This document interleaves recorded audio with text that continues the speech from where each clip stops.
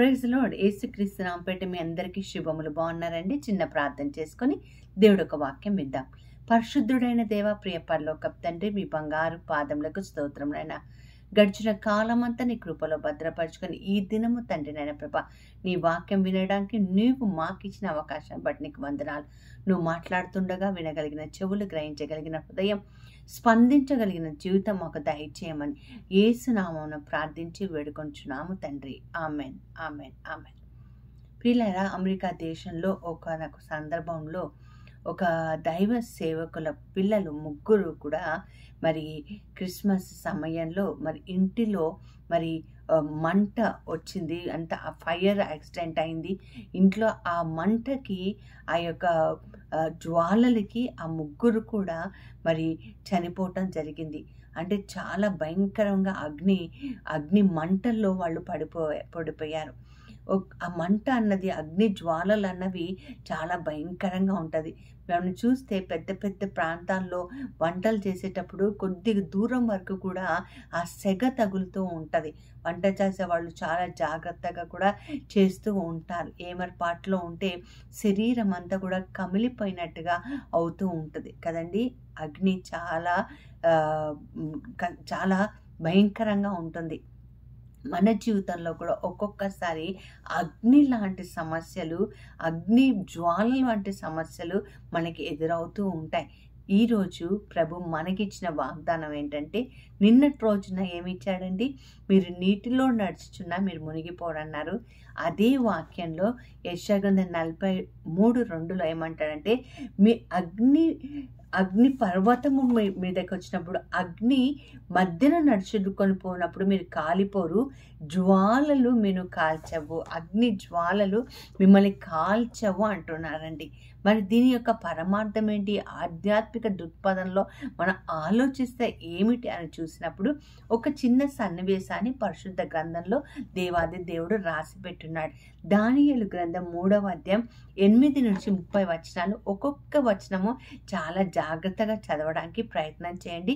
సమయం తక్కువగా ఉంటుంది కాబట్టి నేను ఒక కథలాగా చెప్తాను. దానియేలుకి 3 స్నేహితులు ఉన్నారండి. వాళ్ళ ముగ్గురు పేరు షడ్రక్, మెషక్, అబేద్నెగో. ఈ 3 స్నేహితులు కూడా దేవాది దేవుడైన నిజ దేవుడికి, యెహోవా దేవుడికి మాత్రమే వాళ్ళు ఆరాధిస్తున్నారు, సేవిస్తూ ఉన్నారు. అయితే అక్కడ ఒక రాజు ఉన్నారు. రాజు పేరు నెబుకద్నెజర్.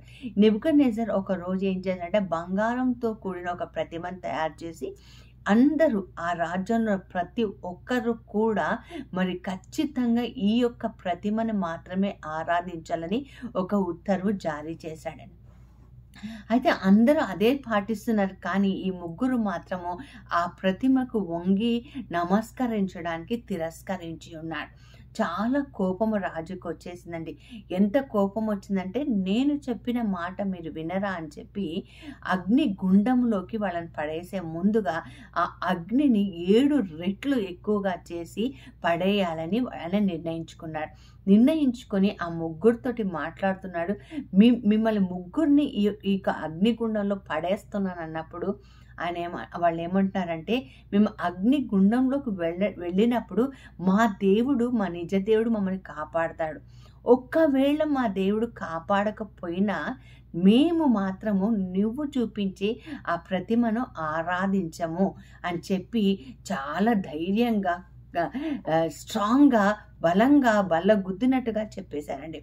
ఈ మాటలు విన్న రాజుకి మరింత కోపం వచ్చేసి 7 రెట్లు అధికంగా టెంపరేచర్ని చేసేసి ఆ అగ్నిగుండంలోకి ఈ 3 ఏం చేశారో తెలుసా అండి? కాళ్ళు చేతులు కట్టేసి అందులోకి వేసేశారు. వాళ్ళు అగ్నిలో వెళ్ళిపోయారు. పైనుంచి చూస్తున్నాడు రాజు. ఈ 3 వేశాం కదా, మరి 4 కనిపిస్తున్నారు ఏంటి అంటే, మేము 3 వేశాం, కాళ్ళు చేతులు కట్టేసే వేశామని అక్కడ ఉన్న సేవకులు చెప్తున్నారు. మరి 4 ఎవరున్నారు? మరి వాళ్ళు చనిపోయినట్టుగా, బూడిదైనట్టుగా ఆనవాళ్ళు ఏం కనిపించటం లేదు, వాళ్ళు ఏదో పాటలు పాడుతున్నట్టుగా ఉన్నారేంటి అని అన్నప్పుడు వాళ్ళు ఏం చెప్పారో తెలియలేదు. అప్పుడు ఆయనకు అర్థమైంది. వాళ్ళ దగ్గరికి వచ్చి షడ్రక్ మెషక్ అబేద్నెగోలు బయటికి రండి అనగానే వాళ్ళు బయటికి వచ్చినట్టుగా చూసినప్పుడు వాళ్ళ తలలోని వెంట్రుక కానీ శరీరములోని చర్మము కానీ వాళ్ళు వేసుకున్న వస్త్రాలు కానీ కాలినట్టుగా లేవండి. ఇక్కడ జరిగింది ఇది. జరిగిన తర్వాత అప్పుడు నెబుకద్నెజర్ రాజుకి అర్థమైంది ఏంటంటే వీళ్ళు ఆరాధించేది నిజ దేవుడినని. వెంటనే ఒక ఆర్డర్ పాస్ చేస్తున్నాడు ఏంటంటే ఈ ముగ్గురు ఆరాధించే దేవుడే నిజ దేవుడు, వీళ్ళని ఎవరన్నా ఆటంకపరిస్తే ముక్కలు ముక్కలుగా వాళ్ళని నరికేసేయండి, అలాగే వాళ్ళ ఇళ్ళు కూడా మరి పెంట దిబ్బల్లాగా అయిపోతాయి అని ఒక ఆజ్ఞను జారీ చేస్తున్నాడండి. ఇక్కడ చూస్తే మరి ఎందుకు అగ్నిలో పడేసినప్పుడు వాళ్ళు కాలిపోలేదు? ఇక్కడ చూడండి, నిజమైన అగ్ని ఎవరు అని ఆలోచిస్తే నిజమైన అగ్ని ఎవరండి? మనం చూస్తాం నిర్గమకాండంలో మోషే ప్రవక్త దగ్గరికి మండుతున్న పొదలో అగ్ని రూపంలో మన దేవాది దేవుడు వచ్చాడు. అలాగే పరిశుద్ధాత్మ దేవుడు అగ్ని రూపంలో వస్తాడు, నిజ దేవుడు అగ్ని రూపంలో కూడా వస్తాడు. ఇక్కడ నెబుకద్నెజరు ఏం చేస్తున్నాడంటే నేనే దేవుడనని నిరూపించుకుంటున్నాడు, తన ప్రతిమను చేసుకుంటున్నాడు, తనను ఆరాధించాలనుకుంటున్నాడు. నువ్వు నిజమైన దేవుడవ కాదు, నువ్వు ఒక మనిషివి, నిజమైన దేవుడు నిజమైన అగ్ని అని. సరే నా బిడ్డలను పడేసేయి, నేను అగ్నిలో నుండి ఎలా కాపాడగలనో నేను చూస్తానని దేవుడు అనుకొని ఉండవచ్చండి. ఈరోజు ఒక చిన్న విషయం మీకు చెప్తూ ఉన్నాము. ఇబ్బందుల కొలుమలోకుండా దేవుడు ఒక్కొక్కసారి మనల్ని తీసుకొని వెళ్తూ ఉంటారు. ఎక్కడికక్కడ సెగ కొట్టినట్టుగా ఉంటుంది, ఊపిరి ఆడనట్టుగా ఉంటుంది, మండుతున్న పొదలో ఉన్నట్టుగా ఉంటుంది, మరి చేతకాని పరిస్థితిలో ఉంటుంది. సమస్యల మీద సమస్యలు, సవాళ్ళ మీద సవాళ్ళు, ప్రతి సవాలు ఎదుర్కోవాల్సిన పరిస్థితి వస్తుంది.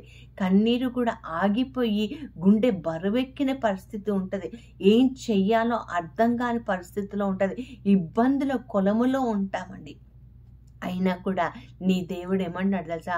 నువ్వు అగ్ని గుండా నడుస్తున్నా సరే నువ్వు కాలిపోలేవు, ఎందుకంటే నేను నిన్ను కాపాడతాను, అందులో నుండి నేను నిన్ను కాపాడతాను, నేను నిజమైన దేవుడని అని ఆయన చెప్తున్నాడు. సో మొదటిగా చూస్తే ఈ నెబుకద్నెజరు మనిషి అయి ఉన్నాడు కాబట్టి మనిషిని బూడిద చేయాలనుకున్నాడు. దేవుడికి ఈ ముగ్గురు పట్ల ప్రణాళిక ఉంది కాబట్టి జీవం ఇవ్వాలనుకున్నాడు. సో జీవం ఇచ్చి వాళ్ళ ముగ్గురిని లేపినట్టుగా మనం చూస్తాం. ఈరోజు దేవుడి యొక్క ప్రణాళికలో నీకు జీవం ఉండుంటే నిన్ను ఎవరు కూడా కాల్చివేయలేరు అన్న సత్యాన్ని నువ్వు తెలుసుకోవాలి. అది దేవుడి సన్నిధిలో మనం కనిపెట్టుకొని నిరీక్షణ కలిగిన వారమై ఉండాలి. రెండోదిగా మనం చూసినట్లయితే మనం ఈ యొక్క అగ్నిని, ఈ యొక్క జ్వాలలని మనము విశ్వాసపు నేత్రములతో చూడొచ్చు. యోహాను సువార్త 16:33లో ఈ లోకంలో మీరు శ్రమలు పాలవుతారు, అయినా కూడా పర్వాలేదు, నేను ఈ లోకాన్ని జయించాను అంటాడు. సో ఈ అగ్ని జ్వాలలు అన్నవి మనం విశ్వాసపు నేత్రంలో చూస్తే మనం దాన్ని కూడా జయించగలమని తెలుసుకోవాలి. అలాగే మూడోదిగా మనం చూస్తే have spiritual fire existing into god's presence with thanksgiving. అంటే ఆధ్యాత్మిక అగ్నితోటి నువ్వు నింపబడితే మరి లోకం నుండి వచ్చే అగ్ని నేను ఏమీ చేయలేదు, అప్పుడు నువ్వు కృతజ్ఞతలు చెల్లించుతూ బ్రతకొచ్చు అని బైబిల్ మనకి నేర్పిస్తుంది ప్రియులారా. సో ఇబ్బంది కొలములలో కూడా నువ్వు ఉన్నప్పుడు కూడా దేవుని స్తుతించి ఆరాధించగలగాలి అని వాక్యం మనకి నేర్పిస్తుంది. నాలుగవదిగా మనం చూసినట్లయితే ఒక చక్కటి మాట పరిశుద్ధాత్మ దేవుడు ఈరోజు మనకి నేర్పిస్తుంది ఏంటంటే అపోస్తల కార్యాలు 5:29లో obey God rather than people. దేవుడికి విధేయించు. చూడండి ముగ్గురు ఏం చేశారండి, అంత క్లిష్టమైన పరిస్థితుల్లో కూడా, అంత భయంకరమైన పరిస్థితుల్లో కూడా వాళ్ళు ఆధారపడింది, వాళ్ళు ఆరాధించేది వాళ్ళు అనుకున్న దేవుడిని మాత్రమే. ఎక్కడ కూడా మనుషులకి లోబడలేదు. ప్రాణం పోతుందని తెలిసి కూడా, అగ్నిలో పడేస్తే బ్రతకమని తెలిసి కూడా వాళ్ళు దేవుడికి విధేయించారండి. నువ్వు దేవుడికి విధేయుడుగా ఉన్నావా? ఈరోజు మనం తెలుసుకోవాలి. ఐదవదిగా ఎవరి చేతను కాల్చబడాలనుకుంటున్నావు? ఏ అగ్ని జ్వాలల్లో దిగాలనుకుంటున్నావు? దేవుడి యొక్క అగ్నిలోన మండాలనుకుంటున్నావా, లేదా మనుషుల యొక్క అగ్నిలో కాలిపోవాలనుకుంటున్నావా? రెండు నీ ముందే ఉన్నాయి. కాబట్టి ఈరోజు నువ్వు ఈ వాక్యం ద్వారా అగ్నిలో నడుచుచున్న దేవుడు నిన్ను కాపాడతాడు. తన ప్రణాళిక నీ జీవితంలో ఉంటే, ఒకవేళ తప్పులు చేశామేమో, క్షమించరాని నేరాలు చేశామేమో, ఆయన సన్నిధిలో గోచాడి కన్నీరు కారిస్తే ఖచ్చితంగా దేవుడు మన పాపాలను క్షమించి మనకు నూతన జీవం ఇస్తాడు. ఈరోజు అగ్నిగుండా వెళ్తున్నావా? శ్రమల కొలమిలో ఉన్నావా? ఎటు వెళ్ళలేని పరిస్థితిలో ఉన్నావా? ఆ యొక్క సెగ తగిలి ఒళ్ళంతా కమిలిపోయినట్టుగా ఉందా? కూలబడిపోయినావా? ఈరోజు ప్రభు చెప్తున్నాడు, అగ్నిలో నడుచుచున్నా నువ్వు కాలిపోవు. ఆ జ్వాలల వల్ల అవి నిన్ను కాల్చవు. ఎందుకంటే నీ దేవుడు తన హస్తంలో నిన్ను ఎత్తుకుంటాడు. అలాంటి కృప దేవుడు మనకి దయచేయను గాక. చిన్న ప్రార్థన చేసుకుందాం. పరిశుద్ధుడైన దేవ, ప్రియ పరలోకపు తండ్రి, ప్రభా నీకు వందనాలు.